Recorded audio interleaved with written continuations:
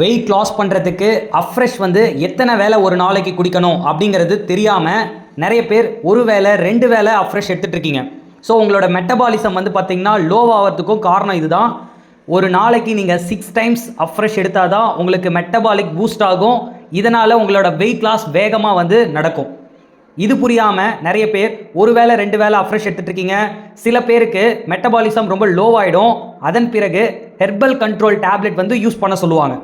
அதன் பிறகு தான் உங்களோட வெயிட் லாஸ் கொஞ்சம் கொஞ்சமாக வந்து வேகமாக நடக்க ஆரம்பிக்கும். இப்போ நான் சொல்கிற விஷயத்தை ஃபாலோ பண்ணிங்கன்னா நீங்கள் ஸ்டார்டிங்லேருந்தே உங்களோட வெயிட் லாஸை ரொம்ப வேகமாக வந்து குறைச்சிடலாம். நோட் பண்ணிக்கோங்க, மார்னிங் 6 o'clock நீங்கள் அஃப்ரெஷ் எடுக்கணும். அதன் பிறகு கரெக்டாக ஒரு 1.5 hour கழித்து 7:30க்கு நீங்கள் செகண்ட் அஃப்ரெஷ் எடுக்கணும். ஸோ 8:30 மணிக்கு நீங்கள் ஷேக் எடுத்ததுக்கப்புறம் 11 o'clockக்கு நீங்கள் தேர்ட் அஃப்ரெஷ் எடுக்கணும். 12 o'clockக்கு ஃபோர்த் அஃப்ரெஷ் எடுக்கணும். அதன் பிறகு ஆஃப்டர்நூன் லஞ்ச் முடிச்சதுக்கு பிறகு ஒரு 3 மணிக்கு 5th அஃப்ரெஷ் எடுக்கணும். 4:30 மணிக்கு 6th அஃப்ரெஷ் எடுக்கணும்.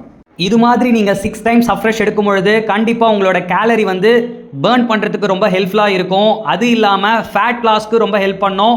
இதெல்லாம் தாண்டி உங்களோட மெட்டபாலிக்கை பூஸ்ட் பண்ணி உங்களை வந்து ஆக்டிவாக வச்சுக்கிறதுக்கு இந்த அஃப்ரெஷ் வந்து உங்களுக்கு ரொம்ப யூஸ்ஃபுல்லாக இருக்கும். குறிப்பாக உங்கள் பிளட்டில் இருக்கிற ஆக்சிஜன் லெவலை இன்க்ரீஸ் பண்ணி ஒரு ஹோல் டே ஃபுல்லாக ஆக்டிவாக மைண்ட் அலர்ட்னஸாக வச்சுக்கிறதுக்காக இந்த அஃப்ரெஷ் வந்து நம்ம எடுத்துக்கலாம். இது சம்மந்தமாக any doubt any information just call பண்ணுங்கள், நாங்கள் உங்களுக்கு ஹெல்ப் பண்ணுறோம். Okay, thank you viewers, thank you for வாட்சிங். Have a nice day.